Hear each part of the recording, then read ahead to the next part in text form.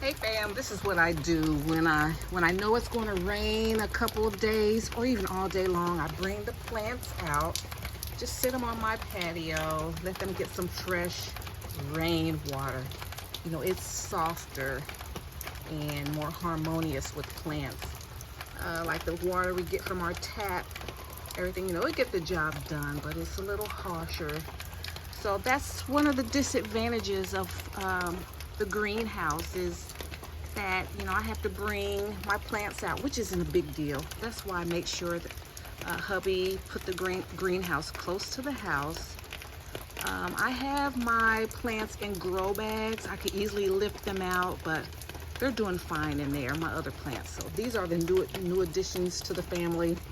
So they need to get some rainwater. There's some strawberries. Hubby got those. He just planted those yesterday, so I'm making sure they get some rain. And then my peppers and cucumbers and tomatoes are over there. And then the directs, the seeds that I sown, they're still over there. And then that red bucket, I keep that outside so I can collect rainwater and water the plants that are in the greenhouse, okay? So that's just an update, just a tip. I love my greenhouse. It's great for everything else. The only disadvantage is it's not going to get like the rainwater dripping on its leaves, you know, but it's all good.